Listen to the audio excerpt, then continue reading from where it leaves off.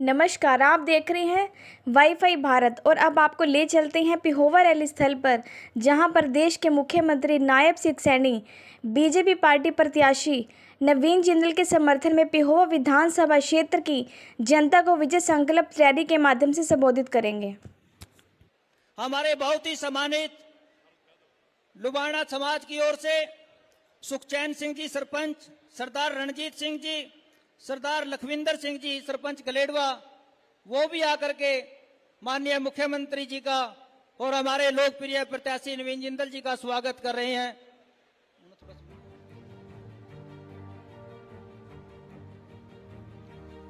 पंजाबी समाज की ओर से हमारे वरिष्ठ नेता श्री मदन लाल दुआ जी, श्री प्रेमपुरी जी, सोनू अरोड़ा जी, महेश तलवाड़ जी, राजीव थरेजा जी व श्री चन्नी बहल जी, उनसे मैं अनुरोध करूंगा कि वो मंच पर आए और अपने महबूब नेता का स्वागत करें।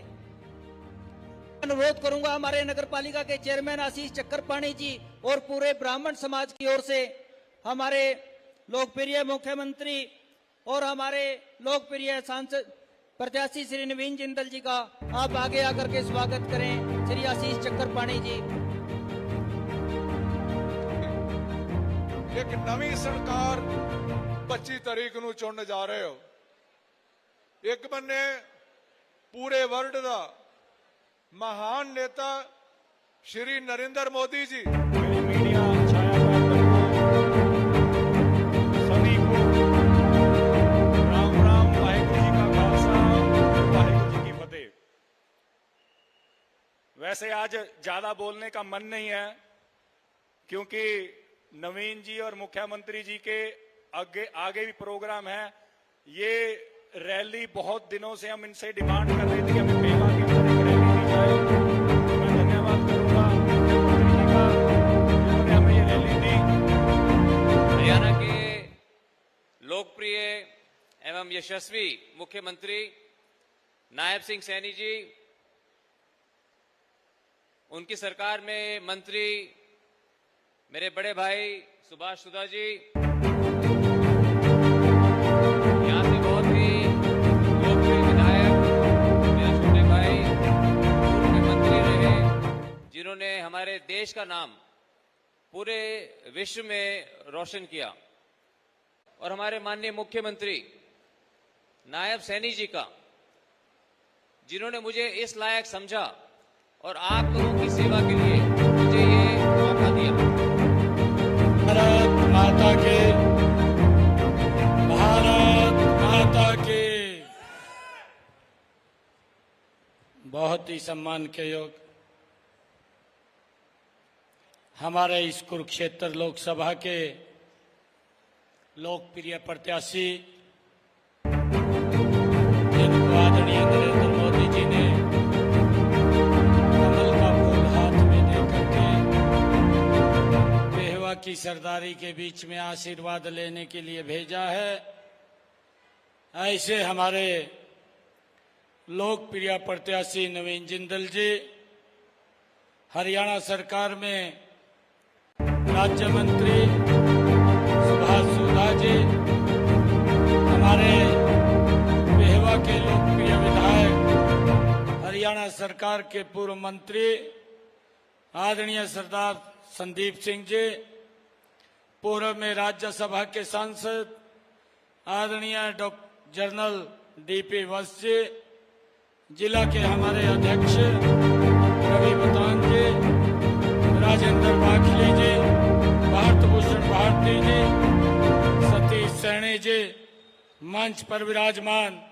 पार्टी के हमारे सभी पदाधिकारी के अंदर जब 4 जून को रिजल्ट आएगा, हरियाणा की 10 लोकसभा की सीटें कमल के फूल के ऊपर खिल करके नरेंद्र मोदी जी को तीसरी बार प्रधानमंत्री बनाने का काम करें। भाइयों, हम सब ने आदरणीय नरेंद्र मोदी जी इस देश के प्रधानमंत्री बने, आप लोगों से अपील करने के लिए आया हूं। एक एक वोट एक एक घर के अंदर जाकर के एक एक व्यक्ति से मिलकर के पिछले 10 वर्षों में आदरणीय नरेंद्र मोदी जी ने जो काम किए हैं, भाइयों की चर्चा करते हुए हमने लोगों से इस देश के विकास लिए ये देश और आगे बढ़े, भाइयों कमल का बटन दबाने का कार्य करना है।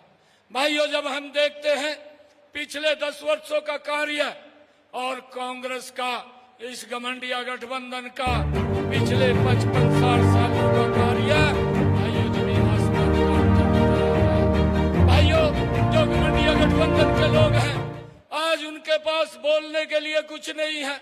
भाइयों 55 साल 60 साल जिसने शासन किया हो और उसके पास बोलने के लिए कुछ ना हो। भाइयों आज नरेंद्र मोदी जी ने जो 10 वर्षों का कार्यकाल रहा है, देश और प्रदेश को बदलने का काम नरेंद्र मोदी जी ने 10 वर्षों के अंदर किया है। भाइयों मुझे खुशी है कि आज मैं अपने परिवार में अपने घर के अंदर आया हूं और मैं आप लोगों से एक अपील करना चाहता हूं कि जो पिछला 10 वर्ष का कार्यकाल मिला है नरेंद्र मोदी जी के नेतृत्व में, भाइयों इस कुरुक्षेत्र का, हरियाणा का और देश का एक बड़ी गति से विकास करने का काम ये नरेंद्र मोदी जी ने इन 10 वर्षों के अंदर कार्य किया है। राहुल गांधी के पिता ने दिल्ली में बैठ करके बोला कि मैं तो 1 रुपया भेजता हूं पर नीचे 15 पैसे पेहवा में जाकर के लगते हैं, 85 पैसे कौन खा जाता था। इसकी चिंता आज तक ना तो राहुल गांधी ने की ना उसके परिवार ने की। देश भ्रष्टाचार से जूझता रहा। भाइयों 85 पैसे किसके वेलफेयर पे खर्च होने थे, कौन से विकास कार्यों पे खर्च होने थे, परंतु इसकी चिंता नहीं की। राहुल गांधी बोलता है एक झटके के अंदर मैं गरीबी को समाप्त कर दूंगा, परंतु गरीबी के प्रति जो लड़ाई मजबूत लड़ी है वो नरेंद्र मोदी जी ने लड़ी है। भाइयों इन्हीं 10 वर्षों के अंदर नरेंद्र मोदी जी ने गरीब व्यक्ति को 5 लाख रुपए का आयुष्मान कार्ड दे करके भाइयों उसको इस बात से निश्चिंत किया है कि अगर कोई दुर्घटनावश कोई बीमारी आ जाती है वो सिर ऊंचा करके हॉस्पिटल में जाकर के अपना इलाज करा सकता है। जी यहाँ से जो 2019 के अंदर आप लोगों ने मुझे 4.5 लाख के मार्जिन से जितवाया था, अब इनको और बड़े मार्जिन से जितवा करके दिल्ली की लोकसभा के अंदर भेजने का काम ये यहाँ की सरदारी करेगी। भाइयों मैंने पहले भी आप लोगों को कहा है कि आज मैं अपने परिवार के अंदर आया हूं और आदरणीय नरेंद्र मोदी जी ने, आदरणीय अमित शाह जी ने, आदरणीय जगत प्रकाश नड्डा जी ने, आदरणीय ठाकुर राजनाथ सिंह जी ने, आदरणीय मनोहर लाल जी ने आप ये जिम्मेवारी ये मेरे को दी है।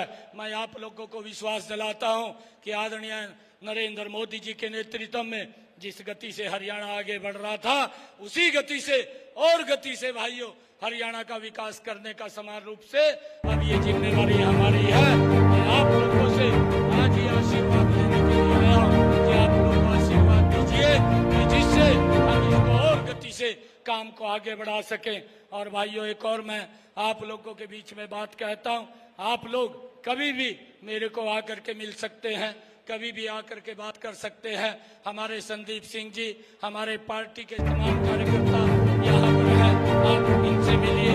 अगर आपको लगे कि मेरे से मिलने की आवश्यकता है 24 घंटे आप लोगों के लिए दरवाजे खुले हैं।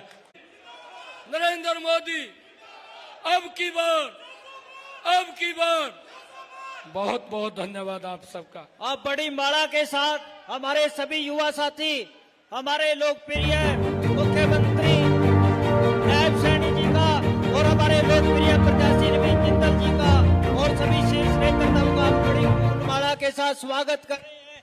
जोरदार तालियों के साथ स्वागत करें।